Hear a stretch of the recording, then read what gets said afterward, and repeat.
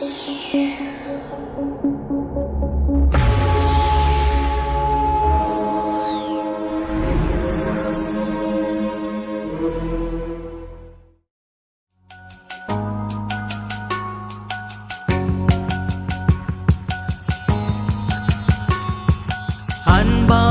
தேவன் எனக்குள்ளே இருக்கிறார், அன்புள்ள கரத்தால் மூடியை மறைக்கிறார். அவர் என்னிலும் நான் அவரிலும் சொல்லு நான் பாக்கியமே.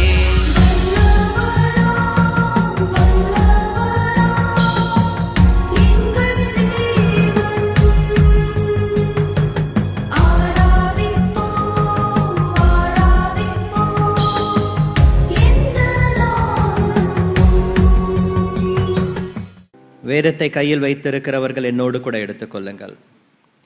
2 தீமோத்தேயுவின் புஸ்தகம் 2ஆம் அதிகாரம் 6ஆம் வசனம். 2 தீமோத்தேயு 2ஆம் அதிகாரம் 6ஆம் வசனம்.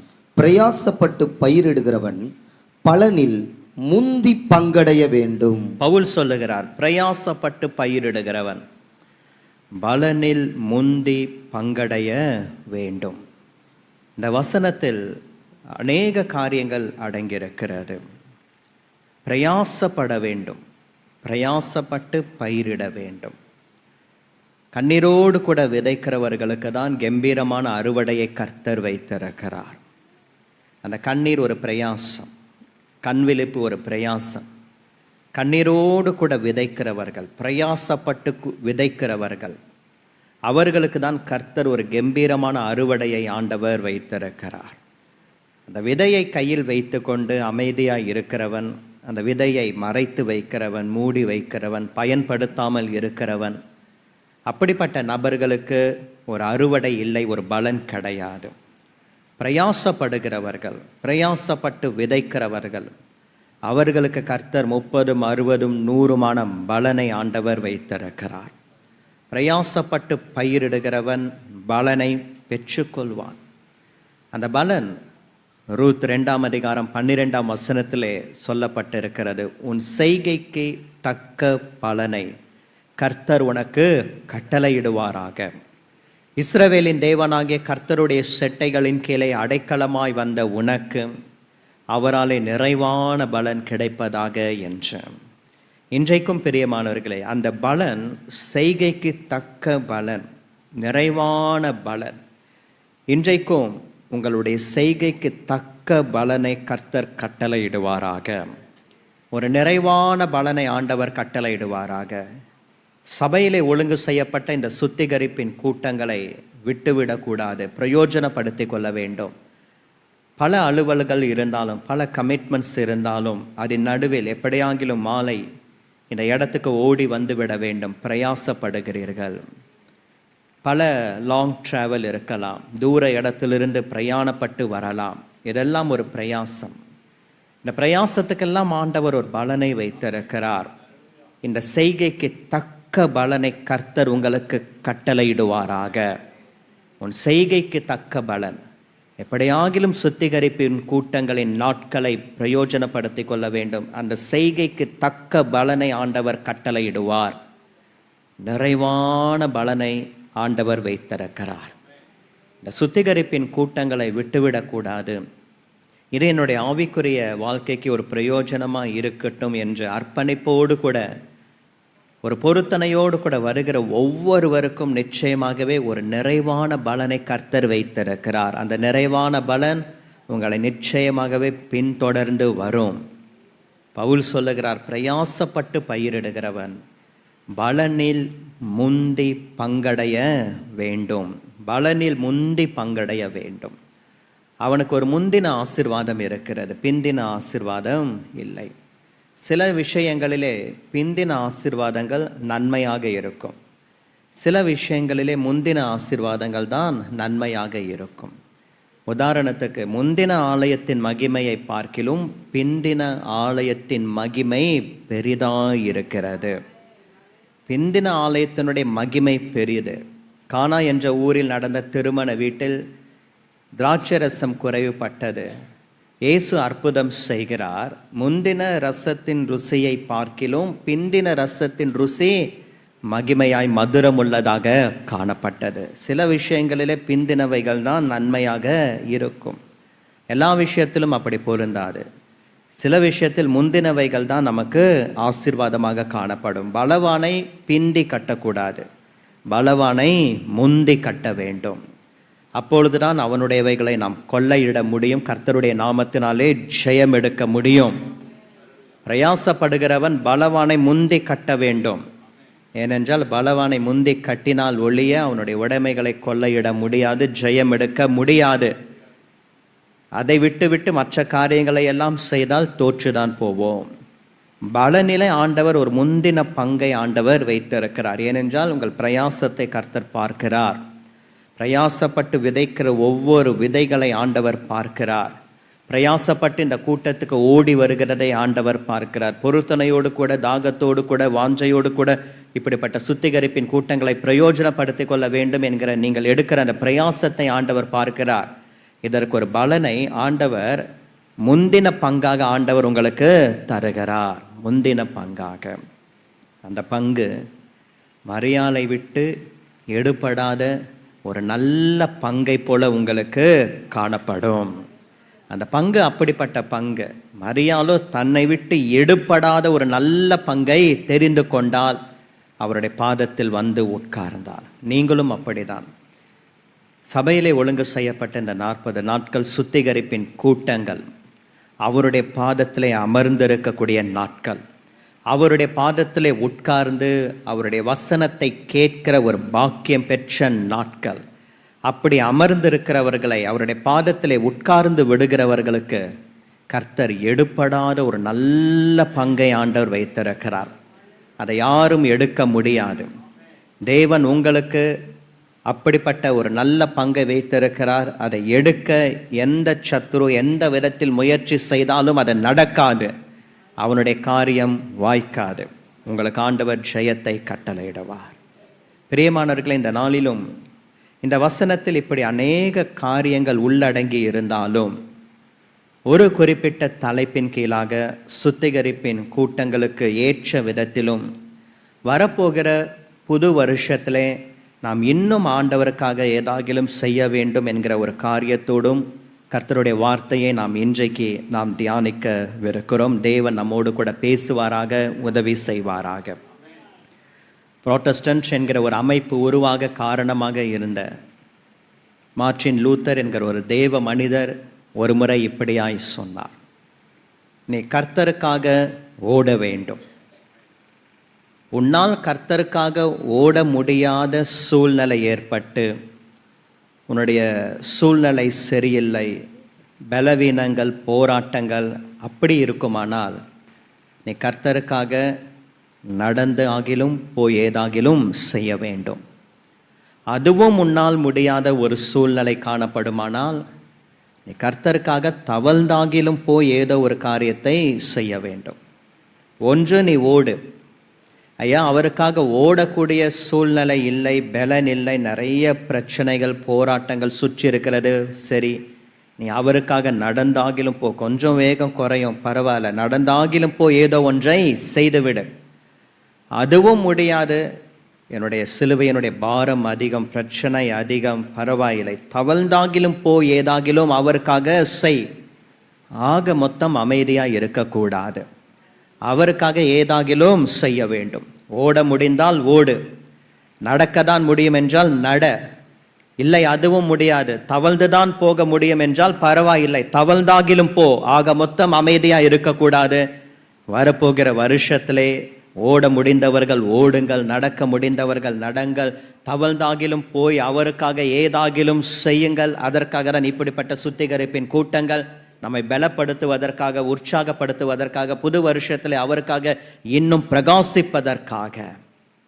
இந்த நாளிலும் செய்தியின் தலைப்பு இதுதான், பிரயாசம். பிரயாசம்.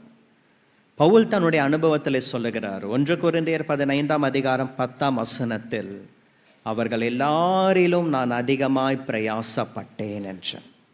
மற்ற எல்லா சீஷர்களை காட்டிலும், அப்போஸ்தலர்களை காட்டிலும் அவர்களோடு கூட ஒப்பிட்டு சொல்லுகிறார், அவர்கள் எல்லாரை பார்க்கிலும் நான் அதிகமாய் பிரயாசப்பட்டேன் என்று.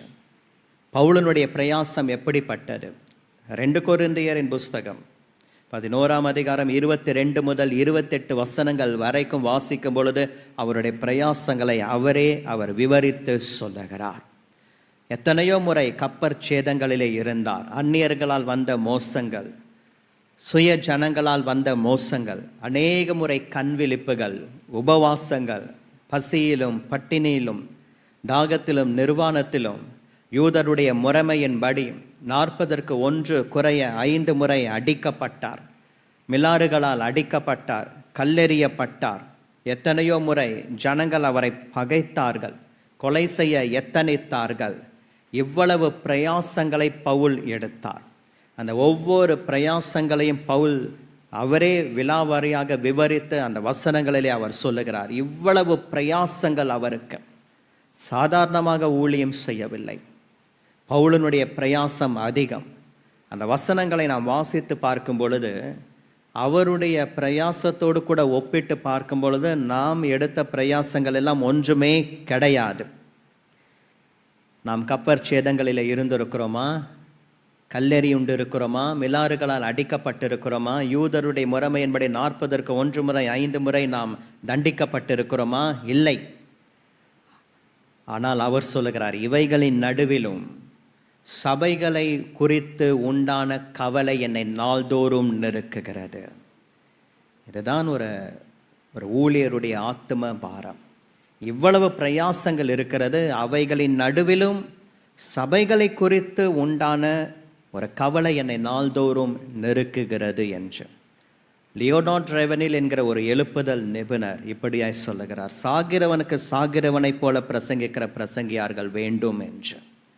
பவுல் அப்படிப்பட்டவர் தான். இவ்வளவு பிரயாசங்களின் நடுவிலும் ஒரு கவலை இருக்கிறது. என்ன கவலை? சபைகளை குறித்து உண்டான கவலை. சில விஷயங்களை குறித்து நாம் கவலைப்படக்கூடாது, சில விஷயங்களை குறித்து கவலை இருக்க வேண்டும். எதை குறித்து கவலைப்படக்கூடாது? நாளைய தினத்தை குறித்து கவலைப்படக்கூடாது. எண்ணத்தை உண்போம், எண்ணத்தை குடிப்போம், எண்ணத்தை உடுத்துவோம், கவலைப்படக்கூடாது. ஆனால் சில விஷயங்களை குறித்து நமக்கு கவலை இருக்க வேண்டும். அழிந்து கொண்டிருக்கிற ஆத்துமாக்களை குறித்து கவலை இருக்க வேண்டும். வலது கைக்கும் இடது கைக்கும் வித்தியாசம் அறியாத எத்தனையோ ஜனங்கள் நம்மை சுற்றிலும் இருக்கிறார்களே, அவர்களை குறித்து, அவர்களுடைய ஆத்மாவை குறித்து ஒரு கவலை இருக்க வேண்டும். சபைகளை குறித்து ஒரு கவலை இருக்க வேண்டும். பிரியமானவர்களே, இவ்வளவு பிரயாசங்களின் நடுவிலும் ஒரு மனிதனுக்கு ஒரு ஆத்ம பாரம், சபைகளை குறித்து உண்டான கவலை என்னை நாள்தோறும் நெருக்குகிறது. அவர்கள் எல்லாரிலும் நான் அதிகமாய் பிரயாசப்பட்டேன். பவுல் நம்மை உற்சாகப்படுத்தும் விதத்தில் இன்னொரு வசனத்தை அவர் சொல்லுகிறார். 1 கொரிந்தியர் 15ஆம் அதிகாரம் 58ஆம் வசனத்தில், கர்த்தருக்குள் நீங்கள் படுகிற பிரயாசம் விருதாவா இராதென்று அறிந்திருக்கிறேன். நீங்கள் தேவனுக்காக காண்பிக்கிற ஒவ்வொரு பிரயாசம் அது விருதாவாய் போகாது, விருதாவாய் இராது. தேவனுக்காக காண்பிக்கிற பிரயாசம் வீணாய் போகாது. அதற்கெல்லாம் ஆண்டவர் ஒரு பலனை ஆண்டவர் வைத்திருக்கிறார். நாம் பிரயாசப்பட வேண்டும். எதற்காக பிரயாசப்பட வேண்டும்? அதை தான் இன்றைக்கு நாம் தியானிக்க போகிறோம். ஒரு 3 காரியங்கள். முதலாவதாக, ஃபர்ஸ்ட் பாயிண்ட், நாம் பிரயாசப்பட வேண்டிய ஒரு விஷயம். எடுத்தவர்கள் வாசிக்கலாம். பிலிப்பியர் 2ஆம் அதிகாரம் 12ஆம் வசனம். பிலிப்பியர் 2ஆம் அதிகாரம் 12ஆம் வசனம்.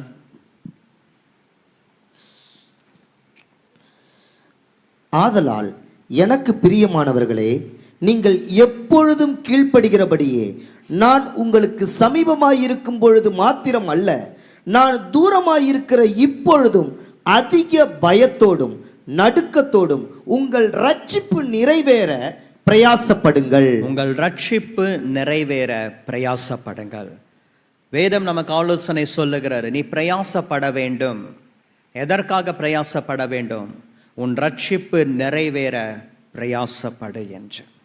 நம்முடைய ரட்சிப்பு நிறைவேற நாம் பிரயாசப்படுவதற்கு அடையாளமாக தான் இப்படிப்பட்ட கூட்டங்களிலே நாம் கலந்து கொள்ளுகிறோம்.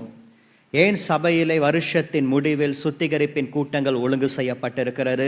ஏன் கூட்டங்களுக்கு பல அட்வர்டைஸ்மெண்ட், பல அனௌன்ஸ்மெண்ட், வாருங்கள் என்ற அழைப்பை கொடுக்கிறார்கள்? நம்முடைய ரட்சிப்பு இன்னும் பூரணப்பட வேண்டும். நம்முடைய ரட்சிப்பிலே நாம் இன்னும் வளர வேண்டும். நம் பரிசுத்தத்தில் இன்னும் வளர வேண்டும். ரட்சிப்பு நிறைவேற வேண்டும். அதற்காக பிரயாசப்படுங்கள். அதற்கு ஒரு அழைப்பு கொடுக்கப்படுகிறது. நான் ரட்சிக்கப்பட்டு விட்டேன், எனக்கு எதற்கு இப்படிப்பட்ட கூட்டங்கள்? நான் ரட்சிக்கப்பட்டு விட்டேன், எனக்கு எதற்கு எழுப்புதல் என்னுடைய ஒரு ஐக்கியம்? நான் ரட்சிக்கப்பட்டு விட்டேன், எனக்கு எதற்கு பரிசுத்தவான்களுடைய ஐக்கியம் என்று இருந்து விடுகிறவர்களுக்கு, அதை அசதியாக எண்ணுகிறவர்களுக்கு ஆண்டவருடைய பலன் இருக்காது. அந்த ரட்சிப்பு இன்னும் நிறைவேற வேண்டும், இன்னும் பூரணம் அடைய வேண்டும். அந்த ரட்சிப்பை நான் காத்து கொள்ள வேண்டும். அந்த ரட்சிப்பிலே நிலைத்திருக்க வேண்டும். அதற்காக நாம் காண்பிக்கிற பிரயாசம். உங்கள் ரட்சிப்பு நிறைவேற பிரயாசப்படுங்கள். ஏனென்றால் நாம் பெற்ற இந்த ரட்சிப்பை குறித்து வேதம் சொல்லுகிறது. எபிரேயர் 2:4 இவ்வளவு பெரிதான ரட்சிப்பை குறித்து நாம் கவலையற்றிருப்போமானால் நாம் தண்டனைக்கு எப்படி தப்பித்து கொள்வோம் என்று. தேவன் நமக்கு கொடுத்திருக்கக்கூடிய இந்த ரட்சிப்பு சாதாரணமான ரட்சிப்பு கிடையாது, பெரிதான ரட்சிப்பு என்று வேதம் சொல்லுகிறது. இந்த பெரிதான ரட்சிப்பை குறித்து நமக்கு ஒரு கவலை இருக்க வேண்டும். நான் முன்பே சொன்னேன், எதை குறித்து நமக்கு கவலை இருக்க வேண்டும்? சபைகளை குறித்து கவலை இருக்க வேண்டும். அழிந்து கொண்டிருக்கிற ஆத்துமாக்களை குறித்து கவலை இருக்க வேண்டும். அதே சமயம் தேவன் எனக்கு கொடுத்திருக்கக்கூடிய இந்த ரட்சிப்பை குறித்து எனக்கு ஒரு அக்கறை இருக்க வேண்டும், எனக்கு ஒரு கவலை இருக்க வேண்டும். இந்த ரட்சிப்பு பூரணம் அடைய வேண்டும். ஆகையினால் இந்த சுத்திகரிப்பின் கூட்டங்களை நான் பிரயோஜனப்படுத்திக் கொள்வேன். இந்த ரட்சிப்பிலே நான் இன்னும் வளர வேண்டும். ஆகையினால் இந்த சுத்திகரிப்பின் கூட்டங்களிலே நான் வந்து கலந்து கொள்வேன். இந்த ரட்சிப்பு இன்னும் நிறைவேற வேண்டும். ஆகையினாலே நான் பிரயாசப்பட்டு ஓடி வருகிறேன். எவ்வளவோ அலுவலகளில் இருந்தாலும், எவ்வளவோ கமிட்மெண்ட்ஸ் இருந்தாலும், இல்லை, என்னுடைய ரட்சிப்பு எனக்கு முக்கியம். அந்த ரட்சிப்பு தான் கடைசியில் என்னை பரத்திலே கொண்டு போய் சேர்க்கும். அந்த வெள்ளை சிங்காசனத்துக்கு முன்பாக என்னை நிற்க செய்யக்கூடிய ஒரே தகுதி இந்த ரட்சிப்பு. ஆகையினால் இந்த ரட்சிப்பு நிறைவேற நான் பிரயாசப்பட்டு ஓடி வருகிறேன். இந்த சுத்திகரிப்பினுடைய கூட்டங்கள் நம்முடைய உள்ளான மனுஷன், நம்முடைய உள்ளான மனுஷி இந்த ரட்சிப்பில் இன்னும் பூரணமடைய, வளர்ந்து வேர்விட்டு கனி கொடுக்க ஏதுவாய் இருக்க வேண்டும். ஆகையினால் தான் பவுல் சொல்லுகிறார், உங்கள் ரட்சிப்பு நிறைவேற பிரயாசப்படுங்கள் என்று. பிரயாசப்படுங்கள். ஒரு கூட்டத்துக்கு நான் போயிருந்தேன். அங்கே இந்த ஒரு வசனத்தை வைத்து பிரசங்கித்து முடித்து விட்டு கீழே வந்து பார்க்கிங்கில் என்னுடைய வெஹிக்கிளை எடுக்கும் பொழுது ஒரு கணவன் மனைவி 2 பேர் வந்தார்கள். அவர்கள் சொன்னார்கள், அந்த அம்மையார், இந்த மீட்டினுக்கு என்னுடைய ஹஸ்பண்ட் வரமாட்டேன் அப்படின்ட்டு சொன்னார். அப்படியே வந்தாலும் இதுதான் லாஸ்ட் மீட்டிங், இனிமேல் நான் சர்ச்சுக்கு வரமாட்டேன், உன்னை கொண்டு போய் ட்ராப் பண்ணுறதுக்காக வரேன், வேணா கொஞ்சம் வெயிட் பண்ணி உன்னை பிக்கப் பண்ணிக்கிறேன். அப்படி ஒரு பிடிவாதத்தோடு கூட, ஒரு முடிவோடு கூட அவர் வந்தார்.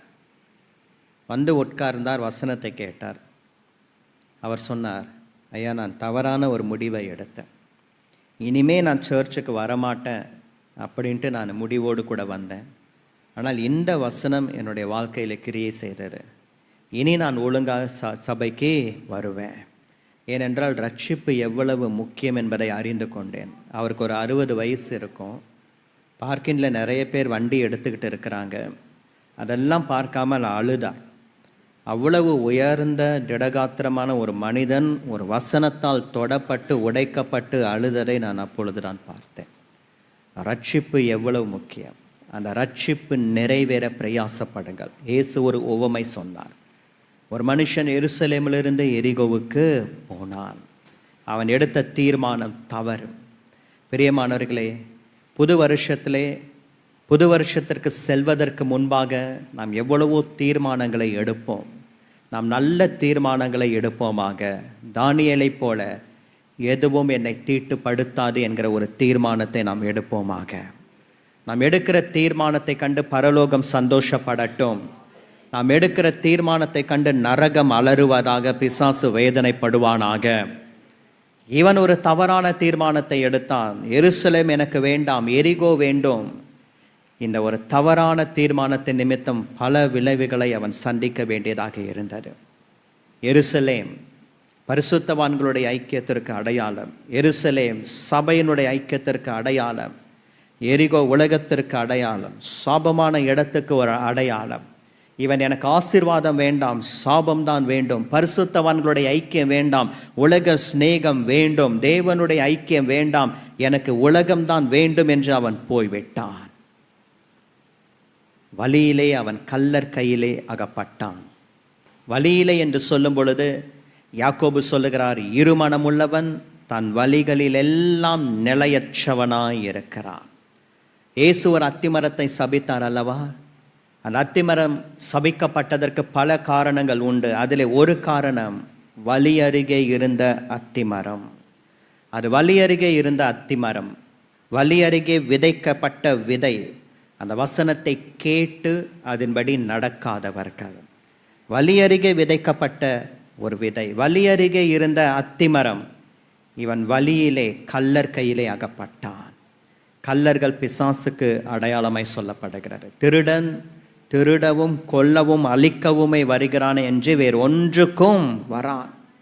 நானும் அவைகளுக்கு ஜீவன் உண்டாயிருக்கவும் அந்த ஜீவன் பரிபூரணப்படவும் வந்தேன் என்று ஆண்டவர் சொன்னார். கள்ளர்கள் என்ன செய்கிறார்கள்? முதலாவதாக அவனுடைய வஸ்திரத்தை உரிந்து கொள்ளுகிறார்கள். வஸ்திரம் எதற்கு அடையாளம் நமக்கு தெரியும், நம்முடைய ரட்சிப்புக்கு அடையாளம். பிசாசு கையை வைக்கிற முதல் இடம் ரட்சிப்பு. ரட்சிப்பின் வஸ்திரத்தை உரிந்து கொண்டு அவனை குற்றுயிராய் விட்டு போய்விட்டார்கள். எருசலேம் வேண்டாம் என்று சொல்லாதே. பரிசுத்தவான்களுடைய ஐக்கியம் முக்கியம், சபை கூடி வருதல் முக்கியம், சபையினுடைய ஐக்கியம் முக்கியம். இவன் எருசலேம் வேண்டாம் என்று சொல்லி போனதின் நிமித்தம், எடுத்த தவறான தீர்மானத்தின் நிமித்தம் எவ்வளவு பாதிப்புகள், முடிவில் தன்னுடைய ரட்சிப்பையே அவன் இழந்து போனான். நீங்களும் நானும் ஆராய்ந்து நிதானித்து ஜெபித்து தீர்மானம் எடுக்க ஆண்டவர் உதவி செய்வாராக. தவறான தீர்மானங்களை நாம் எடுத்ததின் நிமித்தம் இந்த வருஷத்திலே சில பாதிப்புகளை சந்தித்திருக்கலாம். தேவன் அதை மன்னிப்பாராக. சுத்திகரிப்பின் கூட்டத்தில் ஆண்டவர் நம்மை சுத்திகரிப்பாராக. இனி வருகிற நாட்களிலே நிதானித்து ஜெபித்து தீர்மானங்களை எடுக்க, நல்ல ஆவிக்குரிய தீர்மானங்களை எடுக்க கர்த்தர் உதவி செய்வாராக.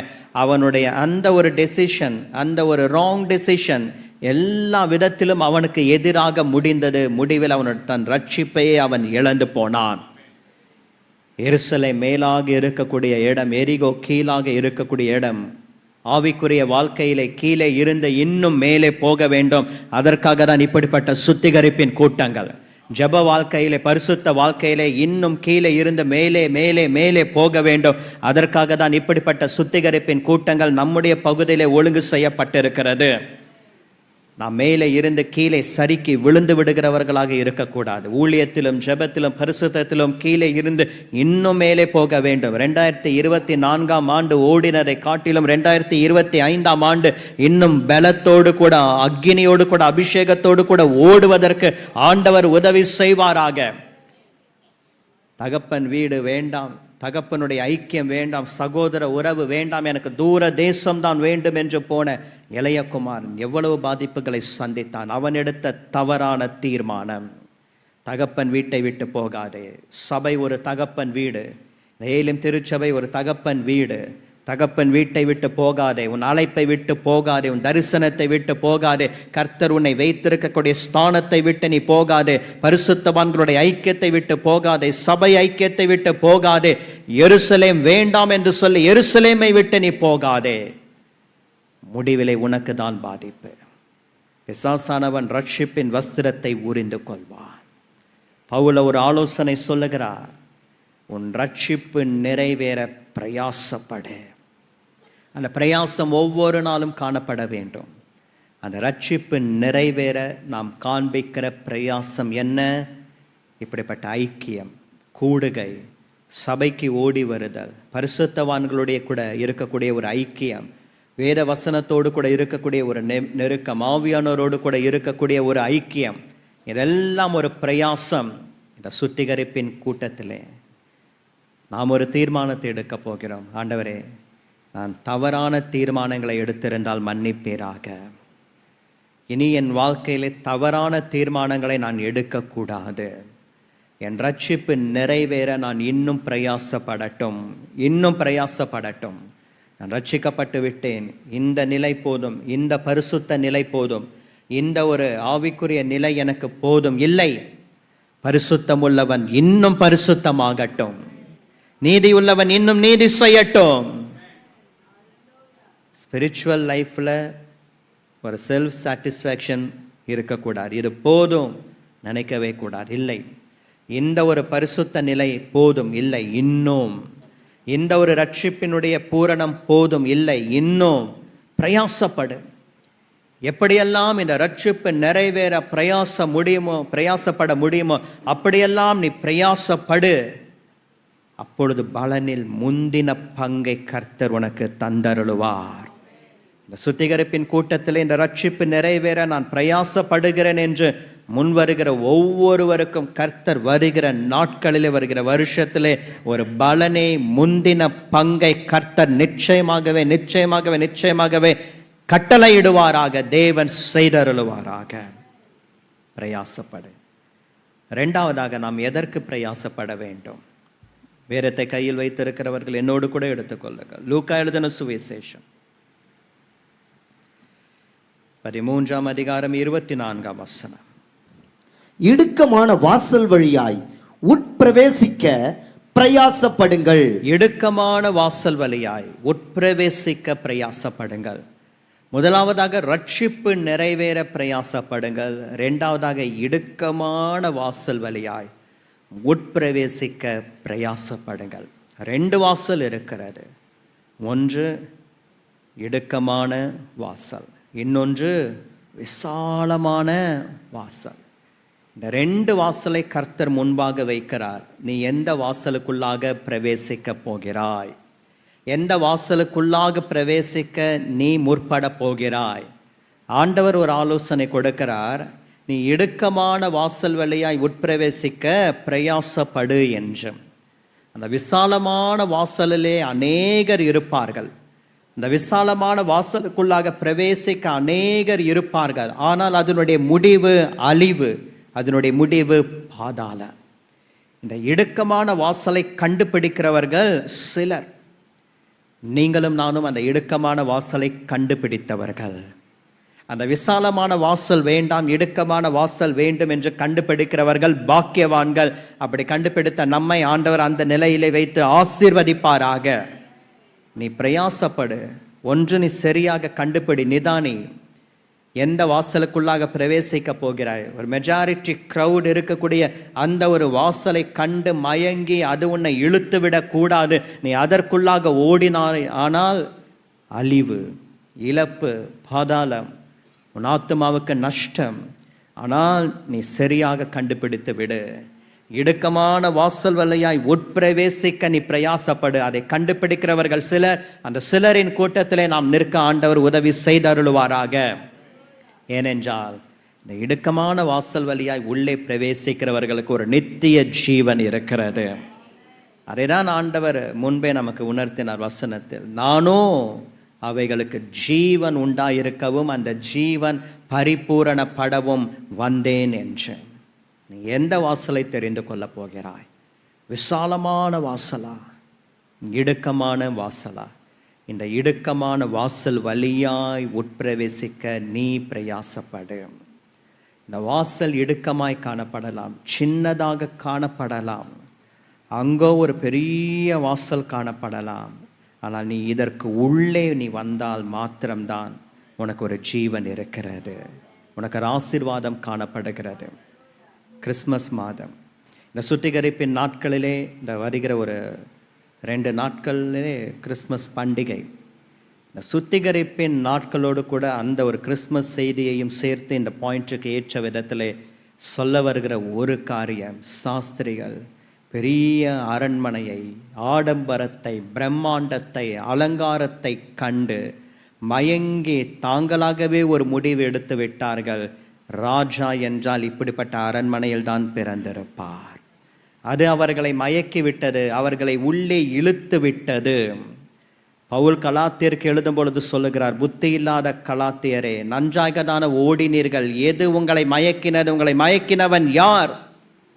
நட்சத்திரத்தை கண்டு சரியாக தானே பிரயாணத்தை ஆரம்பித்தீர்கள், நட்சத்திரத்தை சரியாக தானே பின்பற்றி கொண்டு வந்தீர்கள். வழியிலே எந்த அரண்மனை மயக்கினது? எந்த ஆடம்பரம் மயக்கினது? எந்த பிரம்மாண்டம் மயக்கினது? எந்த ஒரு அலங்காரம் உன்னை மயக்கினது? உன்னுடைய ஆரம்பம் நன்றாக தான் இருந்தது. 2024ஆம் ஆண்டினுடைய ஆரம்பம் நன்றாக தான் இருந்தது. எடுத்த தீர்மானங்களை கண்டு பரலோகம் சந்தோஷப்பட்டது. தேவனுடைய இருதயம் களி கூர்ந்தது.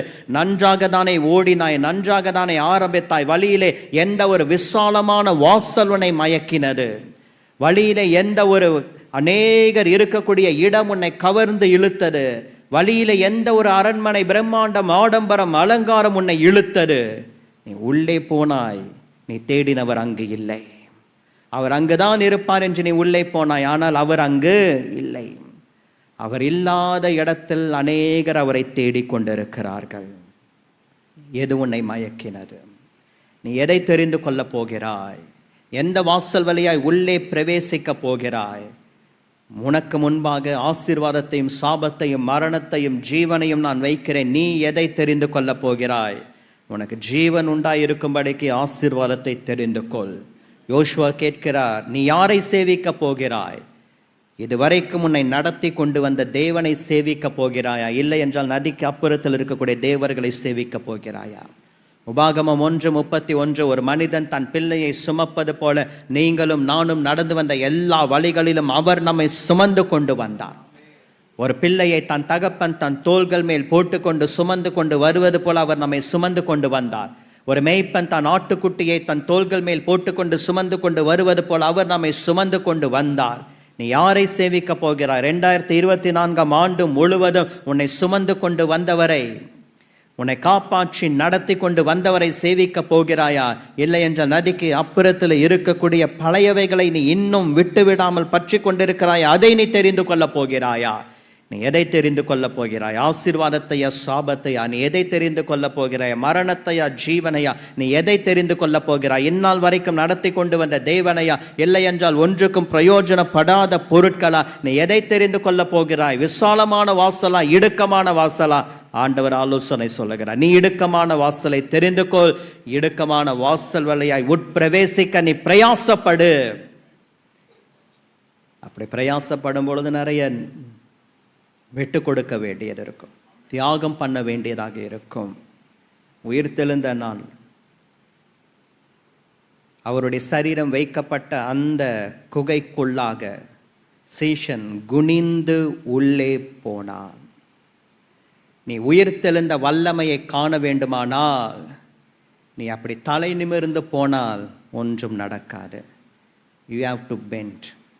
நீ குனிந்து விட்டு கொடுத்து தியாகம் பண்ணி உன்னை வருத்தி நீ உள்ளே போனால்தான் உயிர்த்தெழுந்த வல்லமையை நீ பார்க்க முடியும். அது ஒரு இடுக்கமான வாசல் தான், வாசல் சின்னது தான். ஆனால் நீ உள்ளே பிரவேசிக்க நீ பிரயாசப்பட்டு உள்ளே போனால் உயிர்த்தெழுந்த வல்லமையை பார்க்க முடியும். இந்த வருஷத்தின் கடைசியில் இந்த சுத்திகரிப்பின் கூட்டத்துக்கு வந்திருக்கக்கூடிய சகோதரனை சகோதரியை ஆன்லைன் மூலமாக பார்த்து கொண்டிருக்கிறவர்கள் யாராக இருந்தாலும், எந்த இடத்தில் இருந்தாலும், நீ தெரிந்து கொள்ள வேண்டிய வாசல், நீ எடுக்க வேண்டிய பிரயாசம் இடுக்கமான வாசல். அதற்குள்ளாக நான் பிரவேசிக்க பிரயாசப்படுகிறேன். எதுவும் உங்களை மயக்கிவிடக்கூடாது, எதுவும் உங்களை இழுத்து விடக்கூடாது. ஒரு குறிப்பிட்ட தேசத்தில் நடந்த ஒரு சம்பவம் நான் கேள்விப்பட்டேன். நாங்கள் ஊழியத்திற்காக சென்றிருந்த சமயம் ஒருவர் சொல்லியிருந்தார், ஒரு சாதாரண தொழிலாளி, பல பண கஷ்டம், வறுமை, ஒரு வீட்டிலே தோட்ட வேலை செய்து கொண்டிருந்தவர். நடந்து வந்து கொண்டிருக்கும் சமயம் வழியிலே ஒரு சின்ன ஒரு பொருள் நிறைந்த ஒரு பை ஒன்று கிடைத்தது. அதை திறந்து பார்த்தால் உள்ளே விலை உயர்ந்த ரத்தினங்கள் இருந்தது. அவருக்கு ரொம்ப சந்தோஷம். அக்கம் பக்கம் பார்த்தார், யாரும் இல்லை. வெயிட் பண்ணி பார்த்தார், யாரும் வந்து கேட்கல. தனக்கு தான் அப்படின்ட்டு முடிவு எடுத்துக்கிட்டார். இதை வைத்து என்ன செய்வது? எங்கே போய் விற்பது, பணமாக்குவது? இதை விற்று விட்டால் பண கஷ்டம் எல்லாம் தீர்ந்துடும். என்ன செய்வது? எங்கும் போக வேணாம், முதலாளி கிட்ட போயிடலாம். அடுத்த நாள் முதலாளியின் இடத்துல வந்து அதை கொடுத்தார். ஐயா, இது எனக்கு கிடைச்சிது, எனக்கு நிறைய பண கஷ்டம், என் கடனெல்லாம் அடைஞ்சால் போதும், வேறு எதுவும் நான் அதிகமாக கேட்கல. அந்த கடனெல்லாம் அடைக்கிறதுக்கு வேண்டிய கொஞ்சம் லட்ச ரூபாய், இதை வைத்துக்கொண்டு எனக்கு அதை மட்டும் நீங்கள் கொடுத்துட்டிங்கன்னா போதும், அதனுடைய விலை மதிப்பு இவ்வளோ தான் இருக்கும்னு நான் நினைக்கிறேன். கொடுத்துட்டார். அந்த முதலாளி அதை பார்த்து ஆச்சரியப்பட்டு போனார். உனக்கு எவ்வளோ வேணும்? சில லட்சங்கள் தான் கடன், நான் அதை கொடுத்துட்றேன். கொடுத்துட்டார். எக்ஸ்ட்ராவாக கொஞ்சம் கொடுத்துட்டாரு. அந்த தொழிலாளிக்கு ஒரே சந்தோஷம். நான் நினைக்கிறதற்கும் வேண்டிக் கொள்ளுகிறதுக்கும் மிகவும் அதிகமாக கிடைச்சிருச்சு அப்படின்ட்டு ஒரே சந்தோஷம். ஆகையினால என் கடனெல்லாம் அடைஞ்சிடுச்சு அப்படின்னு சொல்லிட்டு போயிட்டார். அந்த முதலாளி என்ன பண்ணார்? சில லட்சங்களை கொடுத்துட்டு அந்த விலை உயர்ந்த ரத்தினங்களை பல கோடிக்கு அவர் வியாபாரம் பண்ணிட்டார். அந்த பல கோடி மதிப்புள்ள ரத்தினங்கள் அதனுடைய வேல்யூ தெரியாமல் சில லட்ச ரூபாய்களுக்கு விற்று என் கொஞ்சம் அற்ப கடன் தீர்ந்தால் போதும் என்று நினைத்து விட்டான். முடிவு அவனுக்கு தான் நஷ்டம், அவனுக்கு தான் அதனுடைய விலை தெரியவில்லை. அந்த ரட்சிப்பினுடைய விலை தெரிந்து கொள்ள வேண்டும். இடுக்கமான வாசல் வழியாய் உட்பிரவேசிக்கிறோமே, அதனுடைய விலை தெரிய வேண்டும். எதுவும் நம்மை மயக்கிவிடக்கூடாது, எதுவும் நம்மை மயக்கிவிடக்கூடாது. ஒரு சரணத்தை பாடுவோமா? சம்பூரண அழகுடன் என்னை மீட்டு கொண்டிரே, சம்பூரணமாக என்னை உந்தனுக்கீந்தேன். சம்பூரண அழகுடன் என்னை மீட்டு கொண்டிரே, சம்பூரணமாக என்னை உந்தனுக்கீந்தேன். பூரண அழகுள்ளவரே, பூவில் எந்தன் வாழ்க்கையது நீரே போதும், வேறே வேண்டாம் எந்த நண்பரே சுவே. மண்ணுக்காக மாணிக்கத்தை விட்டிட மாட்டேன், வேறும் மண்ணுக்காக மாணிக்கத்தை விட்டிட மாட்டேன். நீர்மேல் மோதும் பூமேலி போல் மின்னும் பாவ மோகமே, என்மேல் வேகமாக வந்து மோதி அடித்தால். நீர்மேல் மோதும் பூமேலி போல் மின்னும் பாவ மோகமே, என்மேல் வேகமாக வந்து மோதி அடித்தால். பூரண அழகுள்ளவரே, பூவில் எந்தன் வாழ்க்கையது நீரே போதும், வேறே வேண்டாம் எந்த நண்பரே சுவே. மண்ணுக்காக மாணிக்கத்தை விட்டிட மாட்டேன், வேறும் மண்ணுக்காக மாணிக்கத்தை விட்டிட மாட்டேன். இயேசுவை போல் அழகுள்ளோர் யாரும் இல்லை பூவிலே, இதுவரை கண்டதில்லை காண்பதும் இல்லை. ஆமென். இயேசுவை போல யாரும் இல்லை பூவினில், இதுவரை கண்டதில்லை காண்பதும் இல்லை. பூரண அழகுள்ளவரே, பூவில் எந்த வாழ்க்கையது நீரே போதும், வேறே வேண்டாம் எந்த நண்பரே சுவே. மண்ணுக்காக மாணிக்கத்தை விட்டிட மாட்டேன். ஒரு அர்ப்பணிப்போடு கூட சொல்லுவோமா? ஒரு தீர்மானத்தோடு கூட சொல்லுவோமா? மண்ணுக்காக மாணிக்கத்தை விட்டிட மாட்டேன், வெறும் மண்ணுக்காக மாணிக்கத்தை விட்டிட மாட்டேன். நீ எந்த வாசல் வழியாய் உட்பிரவேசிக்க போகிறாய்? இடுக்கமான வாசல் வழியாய் உட்பிரவேசிக்க பிரயாசப்படு. ஆடம்பரம், அலங்காரம், பிரம்மாண்டம் இதெல்லாம் உன்னை மயக்கி உள்ளே இழுத்து கொண்டு போய்விட்டது. கடைசியில் எதிர்பார்த்த அவர்களுக்கு தென்படவில்லை. இந்த ஒரு தவறான தீர்மானம். முதலாவதாக ரட்சிப்பு நிறைவேற பிரயாசப்படுங்கள். இரண்டாவதாக இடுக்கமான வாசல் வழியாய் உட்பிரவேசிக்க பிரயாசப்படுங்கள்.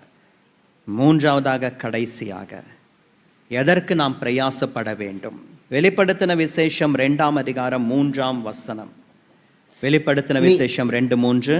நீ சகித்து கொண்டிருக்கிறதையும் பொறுமையாய் இருக்கிறதையும் என் நாமத்தின் நிமித்தம் இளைப்படையாமல் பிரயாசப்பட்டதையும் அறிந்திருக்கிறேன். ஆண்டவர் அறிந்திருக்கிறார்.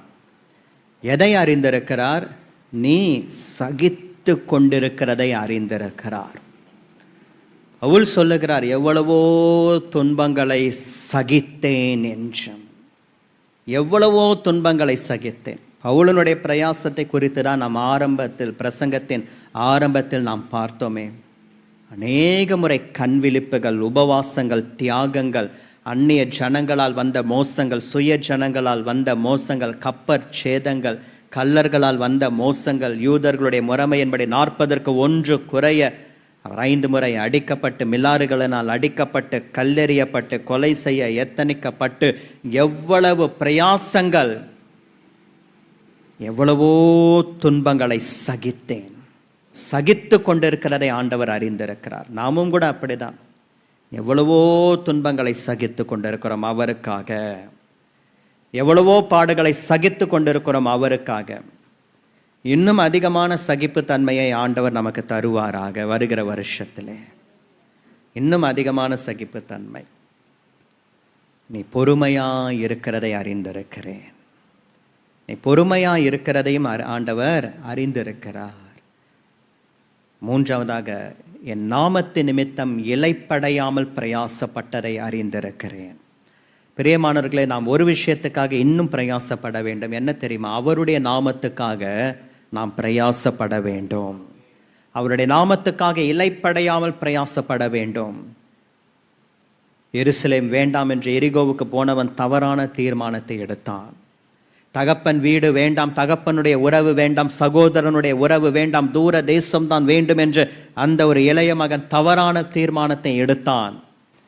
நாம் இன்றைக்கு ஒரு நல்ல தீர்மானத்தை எடுக்க போகிறோம். இந்த வருஷத்தின் கடைசியிலே சுத்திகரிப்பின் கூட்டங்களுக்கு வந்திருக்கிறவர்கள், நான் அவருடைய நாமத்துக்காக இளைப்படையாமல் பிரயாசப்படுவேன். வருகிற வருஷத்திலே அவருடைய நாமத்துக்காக இன்னும் இளைப்படையாமல் நான் பிரயாசப்படுவேன். ஆண்டவர் அதை தான் எதிர்பார்க்கிறார். நீ இளைப்படையாமல் பிரயாசப்படு. நீ பிரயாசப்பட்டதையும் நான் அறிந்திருக்கிறேன் என்று எபிரேயருக்கு எழுதின நிருபம் 6ஆம் அதிகாரம் 10ஆம் வசனம் சொல்லுகிறாரு. பரிசுத்தவான்களுக்கு ஊழியம் செய்ததினாலும் செய்து வருகிறதினாலும் தமது நாமத்துக்காக காண்பித்த அன்புள்ள பிரயாசத்தையும் மறந்து விடுகிறதற்கு தேவன் அநீதி உள்ளவர் அல்ல. பரிசுத்தவான்களை நேசித்து அவர்களை உபசரித்த இருதயம், பரிசுத்தவான்களுக்கு ஊழியம் செய்து அவர்களை கனம் பண்ணின இருதயம், ஆண்டவர் அதை மறந்து போகவில்லை, நினைத்திருக்கிறார்.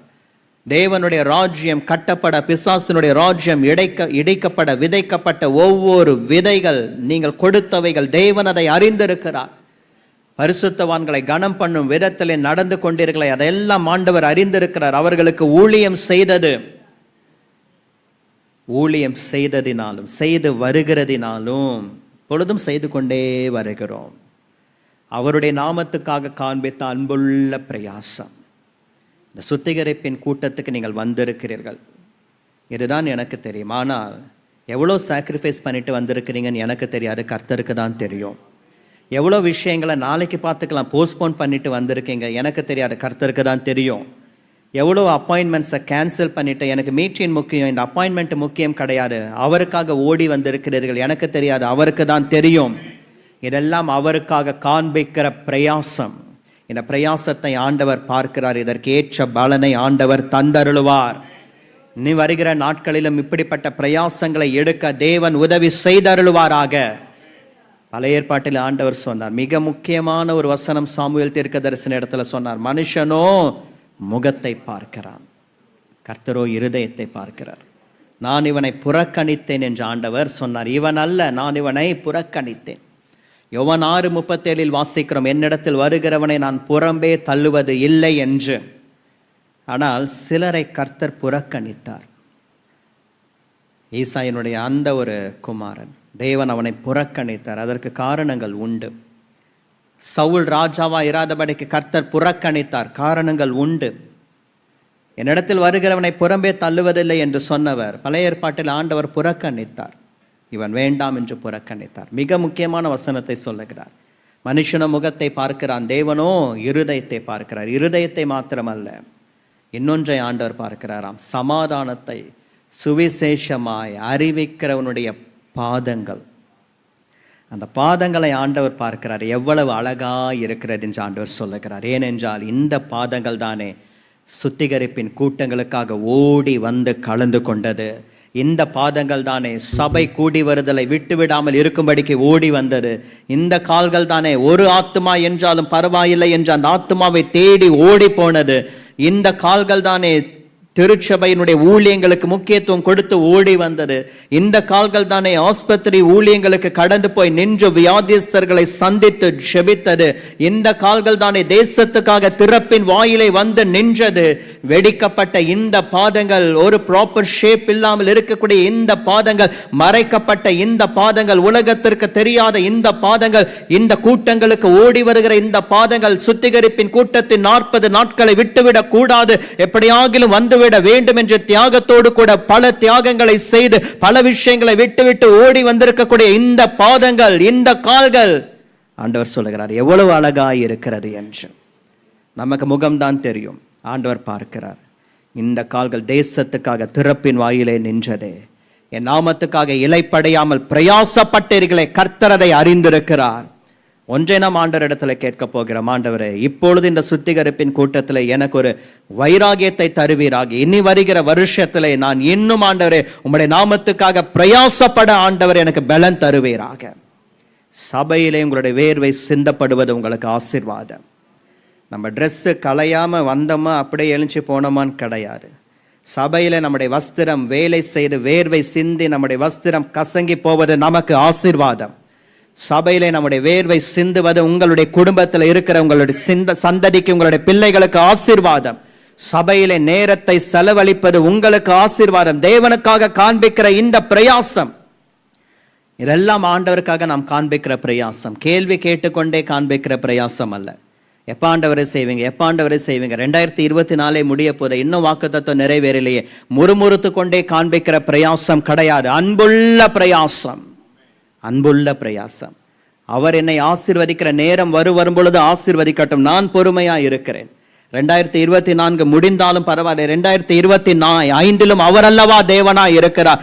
அப்பொழுது அவர் என்னை ஆசீர்வதிக்க சித்தமா இருந்தாலும் பரவாயில்லை, நான் முறுமுறுக்க மாட்டேன், கேள்வி கேட்க மாட்டேன், அன்போடு கூட பிரயாசப்படுவேன். மீட்டினுக்கு லாஸ்டா வந்து ஃபர்ஸ்டா போறதோட ஃபர்ஸ்டா வந்து லாஸ்டா போறதுல எவ்வளோ பிளஸிங்ஸ் இருக்கு. அன்புள்ள பிரயாசம், நாம் பிரயாசப்பட வேண்டும். உலகம் எதற்கெதற்கோ பிரயாசப்படுகிறது. அழிந்து கொண்டிருக்கிறவைகளுக்காக பிரயாசப்படுகிறவர்கள் எத்தனையோ பேர் இருக்கிறார்கள். ஆனால் கர்த்தருடைய பிள்ளைகளே, இந்த சுத்திகரிப்பின் கூட்டத்துக்கு வந்திருக்கிற நாம் காண்பித்த இந்த அன்புள்ள பிரயாசம், அவர் மேல் வைத்திருக்கக்கூடிய அந்த பிரயாசம், அந்த பிரயாசத்தை கண்டு அவருடைய இருதயம் சந்தோஷப்படுகிறது, பிசாசு வெட்கப்பட்டு போகிறார். இந்த 3 விதமான பிரயாசங்கள் இந்த சுத்திகரிப்பின் கூட்டத்தில், அதோடு கூட இனி வரப்போகிற வருஷத்திலும் நாம் செய்ய வேண்டிய, இருக்க வேண்டிய ஒரு காரியங்கள். 1, என் ரட்சிப்பு நிறைவேற நான் பிரயாசப்பட வேண்டும். இடுக்கமான வாசல் வழியாய் உட்பிரவேசிக்க பிரயாசப்படுங்கள். அவருடைய நாமத்துக்காக இலைப்படையாமல் பிரயாசப்படுகிறது. கர்த்தருக்குள் நீங்கள் படுகிற பிரயாசம் விருதாவா இராதென்று அறிந்திருக்கிறேன். அதனால் இந்த பிரயாசங்களை நம்முடைய வாழ்க்கையிலே நாம் வெளி காண்பிப்போம். தேவனுடைய ஆசீர்வாதங்களை நாம் சுதந்திரித்துக் கொள்வோம். இருந்த இடத்துல நாம் எழுந்து நிற்கலாம். ஜெபிக்க போகிறோம். பிரயாசப்பட்டு பயிரிடுகிறவன் பலனில் முந்தி பங்கடைய வேண்டும். நீ எதற்காக பிரயாசப்படுகிறாய்? பேதுரு சொன்னார், ஐயரே, ராம் முழுவதும் பிரயாசப்பட்டேன், ஒன்றும் அகப்படவில்லை. உன்னுடைய அனுபவத்தை நம்பி நீ பிரயாசப்பட்டால் தோற்று போவாய். உன்னுடைய ஞானத்தை நம்பி நீ பிரயாசப்பட்டால் தோற்று போவாய். அந்த கடலை குறித்து உனக்கு இருக்கக்கூடிய அறிவை நம்பி நீ பிரயாசப்பட்டால் நீ தோற்று போவாய். ஆனால் வார்த்தையை நம்பி நீ பிரயாசப்பட்டால் உனக்கு ஒரு நிறைவான பலனை ஆண்டவர் வைத்திருக்கிறார். ராம் முழுவதும் பிரயாசப்பட்டேன், ஒன்றும் அகப்படவில்லை, ஆகிலும் உம்முடைய வார்த்தையின்படியே வலையை போடுகிறேன். இன்றைக்கு இந்த கூட்டத்துக்கு வந்திருக்கிற அன்பு சகோதரனே, சகோதரியே, இதுவரை நீங்கள் பிரயாசப்பட்டது எதற்காக? ஏன்? விருதாவா ஏன் போயிற்று? இன்றைக்கு ஆண்டவர் உங்களோடு கூட பேசி இருக்கிறார். நம்மை ஆராய்ந்து பார்க்க போகிறோம். நான் எதற்காக பிரயாசப்படுகிறேன்? இந்த சுத்திகரிப்பின் கூட்டத்தில் என்னை நானே விட்டு கொடுக்க போகிறேன். நிதானித்து ஆராய்ந்து பார்க்க போகிறேன். கர்த்தர் உங்களுடைய வாழ்க்கையிலே ஆராய்ந்து முடியாத பெரிய காரியங்களை செய்ய வேண்டுமானால் முதலாவதாக உங்களை நீங்கள் ஆராய்ந்து பாருங்கள். தேவனே, வேதனை உண்டாக்கும் வழி என்னிடத்தில் உண்டோ என்று என்னை ஆராய்ந்து பார்த்து நித்திய வழியிலே என்னை நடத்துவீராக என்று அர்ப்பணிக்க போகிறோம். உங்களை நீங்களே ஆராய்ந்து பார்த்தால்தான் ஆராய்ந்து முடியாத பெரிய காரியங்களை கர்த்தர் செய்வார். இப்பொழுது நம்மை ஆராய்ந்து பார்க்க போகிறோம். மத நல்ல ஆவியானவர் என்னை செம்மையான வழியில நடத்துவாராக. நான் ரட்சிப்பு நிறைவேற பிரயாசப்பட வேண்டும். என் வாழ்க்கையில் எடுத்த தவறான தீர்மானங்களை மன்னிப்பீராக. இனி எடுக்க போகிற தீர்மானங்கள் நிதானித்து ஜெபித்து காத்திருந்து எடுக்கிற தீர்மானங்களாய் இருப்பதாக. சகோதரனே, சகோதரியே, எருசலேம் வேண்டாம் என்று போகாதே. தகப்பன் வீட்டை விட்டு நீ போகாதே. உன் அழைப்பை விட்டு நீ போகாதே. பரிசுத்தவான்களுடைய ஐக்கியத்தை விட்டு நீ போகாதே. தேவன் உனக்கென்று வைத்திருக்கக்கூடிய அந்த ஸ்தானத்தை விட்டு உன் ஊழியத்தை விட்டு நீ போகாதே. இனி இன்னும் முன்னேறு. இந்த சுத்திகரிப்பின் கூட்டத்திலே ஒரு அர்ப்பணிப்பு. பரிசுத்தம் உள்ளவன் இன்னும் பரிசுத்தமாகட்டும். கிருபை. ஹல்லேலூயா ஜீசஸ். உங்கள் எல்லார் மேலும் கர்த்தர் தம்முடைய அன்பை பொழிகிறார். ஆண்டவருடைய நேச கரம் உங்கள் மேல் இறங்கி உங்களை தொடுகிறது. உங்களை கர்த்தர் உங்களை பார்க்கும் பொழுது செருபாபேலின் கையில் இருக்கக்கூடிய தூக்கு நூலை சந்தோஷத்தோடு பார்ப்பது போல பார்க்கிறார். நீங்கள் பிரியமானவர்கள். பிரயாசப்படுகிற உங்களுடைய பிரயாசத்திற்கு எல்லாம் கர்த்தர் ஒரு பலனை வைத்திருக்கிறார். எனக்கு உலகம் வேண்டாம், உலக ஐக்கியம் வேண்டாம், உலக சிநேகம் வேண்டாம், விசாலமான வாசல் வேண்டாம். அநேகர் இருந்தாலும், ஒரு மெஜாரிட்டி கிரவுட் இருந்தாலும் இல்லை, நான் தெரிந்து கொண்டது இடுக்கமான வாசல். இடுக்கமான வாசல் வழியா நான் உள்பிரவேசிக்க பிரயாசப்படுவேன் என்று எடுத்த தீர்மானத்தை கர்த்தர் கண்டிருக்கிறார். எது உன்னை மயக்கினது? நன்றாக தானே ஆரம்பித்தாய் உன் ஓட்டத்தை. 2024 ஆண்டு நன்றாக தானே தீர்மானங்களை எடுத்தாய். எது உன்னை மயக்கினது? ஏதோ ஒரு விஷயம் உன்னை மயக்கி இருந்தால் இந்த கூட்டத்தில், இந்த அர்ப்பணிப்பின் நேரத்தில் ஆண்டவரோடு கூட ஒப்புரவாகுங்கள். ஆடம்பரம், அலங்காரம், பிரம்மாண்டம் என்னை மயக்கி விட்டது, என்னை மன்னியும் ஆண்டவரே. நான் புத்தி இல்லாதவனாய் ஓடிவிட்டேன். ஏதோ ஒன்று என்னை மயக்கி விட்டது, என்னை மன்னிப்பீராக என்று சொல்லி ஆண்டவரோடு கூட ஒப்புரவாகுங்கள். புது வருஷத்திலே கர்த்தர் உனக்கு பெரிதும் அனுகூலமான கதவை திறந்து வைத்திருக்கிறார். சகோதரனே, நீ இலைப்படையாமல் பிரயாசப்பட்டு, அவருடைய நாமத்திற்காக இலைப்படையாமல் பிரயாசப்படு. ஒவ்வொரு சமயத்திலும் அவருக்காக காண்பிக்கிற அன்புள்ள பிரயாசம் இன்னும் பெருகுவதாக. இந்த வருஷத்திலே கர்த்தருக்காக, அவருடைய ஊழியத்திற்காக பிரயாசப்படாமல் விட்டாயோ, இனி வருகிற வருஷத்தில் ஆகிலும் நான் அவருக்காக, அவருடைய ஊழியம் கட்டப்பட இன்னும் அதிக பிரயாசப்படுவேன். ஒரு தீர்மானம் எடுத்தவர்களா இந்த இடத்தை விட்டு கடந்து போவோமாக. உங்கள் மூலமாக கர்த்தருடைய ராஜ்யம் ஸ்தாபிக்கப்படட்டும். உங்கள் மூலமாக பிசாசினுடைய ராஜ்யம் இடிக்கப்படுவதாக. தேவனே, செம்மையான வழியிலே நடத்துவீராக. என்னை அர்ப்பணிக்கிறேன். நான் எதற்கெல்லாமோ பிரயாசப்பட்டேன், என்னை மன்னிப்பீராக. இப்பொழுது நீ இதற்காக பிரயாசப்படு என்று கற்றுக் கொடுத்தீரே, அதற்காக உமக்கு நன்றி, ஸ்தோத்திரம். உமக்கு பிரியமானதை செய்ய எனக்கு கற்று தாரும் தெய்வமே. உமக்கு பிரியமானதை செய்ய எனக்கு கற்று தாரும் தெய்வமே. நீரே என் தேவன், உம் நல்ல பரிசுத்த ஆவியானவர் செம்மையான வழியிலே நடத்த வேண்டுமே. சொல்லுவோமா? செம்மையான வழியிலே நடத்த வேண்டுமே. மேக ஸ்தம்பமே, அக்கினி ஸ்தம்பமே, தேற்றும் தெய்வமே, துணையாளரே. மேக ஸ்தம்பமே, அக்கினி ஸ்தம்பமே, தேற்றும் தெய்வமே, துணையாளரே. ஒரு அர்ப்பணிப்போடு கூட, ஒரு தீர்மானத்தோடு கூட இந்த சுத்திகரிப்பின் கூட்டத்திலே சொல்ல போகிறோம். உமக்கு பிரியமானதை செய்ய ஆமென். எனக்கு கற்று தாரும் தெய்வமே ராஜா, நீரே என் தேவன். ஆமென்.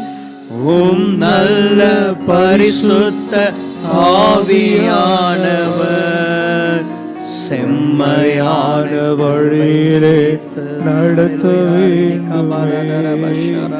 செம்மையான வழியிலே நடத்த வேண்டுமே. தேவனுடைய கரம் உன்னை தெரிந்தெடுக்கிறது. இன்றைக்கு இரவு கர்த்தர் உன்னை வேறு பெறுகிறார்.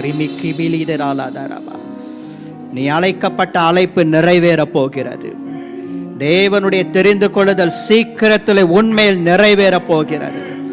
நீ எதற்காக வேறு பிரிக்கப்பட்டாய், எதற்காக தெரிந்து கொள்ளப்பட்டாய், அந்த அழைப்பை தேவன் உனக்கு சீக்கிரத்தில் வெளிப்படுத்த போகிறார். நீ அதை அறிந்து கொண்டு அதை பற்றி கொண்டு அவருக்காக நீ பிரகாசிக்கக்கூடிய நாட்கள் வந்துவிட்டது. கிருபை